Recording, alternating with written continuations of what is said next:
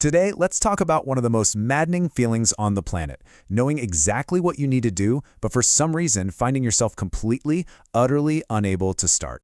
You know that feeling, right? It's just so frustrating, this demoralizing cycle that can leave you thinking you're just lazy or undisciplined. But what if I told you it isn't a character flaw at all? I mean, whether it's the mountain of laundry that seems to be mocking you, that one critical email you just can't bring yourself to answer, or a bill you absolutely know you need to pay, these simple things can suddenly feel like you're trying to climb Mount Everest. If any of this looks familiar, trust me, you are not alone. So let's dive into what this stuck feeling is really all about. Because it's not a lack of desire, it's not a lack of willpower, it's something much deeper, and it's happening right inside our brains. And this is the absolute crux of it, isn't it? That huge, frustrating gap between your intention to do something and, well, actually doing it. Your mind is screaming go, but your body and brain just won't budge. So what's the technical term for this? Well, it's called an executive function shutdown. Just think of your executive functions as the conductor of your brain's orchestra, right? When that conductor gets totally overwhelmed or distracted, the whole symphony just falls apart. It's not defiance, it's a total system overload. Okay, so let's pull back the curtain and demystify this feeling. Because by understanding the mechanics behind this shutdown, we can actually start to see a path forward. And it turns out there are a few key scientific concepts at play here. First up, let's talk about this really powerful feedback loop. You see, when we feel low, our natural instinct is to withdraw from activities.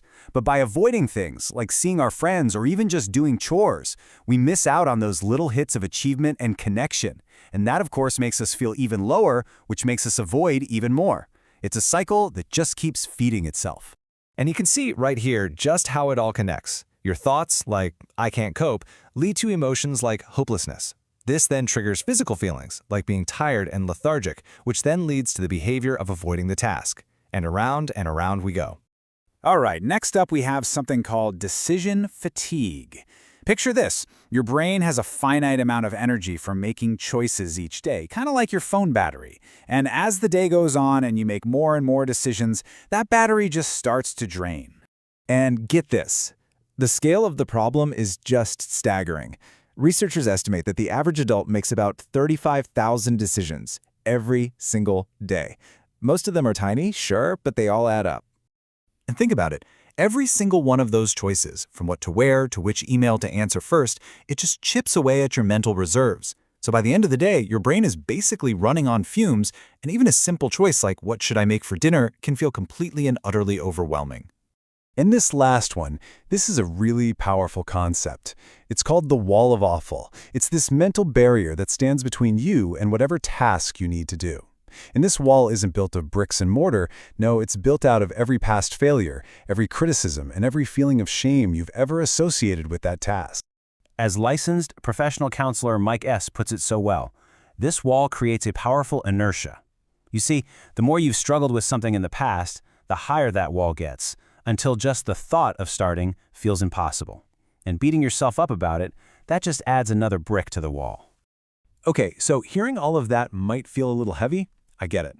But here's the good news. Understanding why these walls exist is the first step to figuring out how to get over them. It's not about smashing through them with brute force. It's about building a practical toolkit for climbing over, one step at a time. One of the best strategies is something called behavioral activation. It's really all about consciously reintroducing a healthy balance of different kinds of activities into your life. The goal is to make sure your schedule isn't just packed with the necessary evils, but that it also includes routine tasks that create stability and, crucially, pleasurable activities that restore your energy and joy.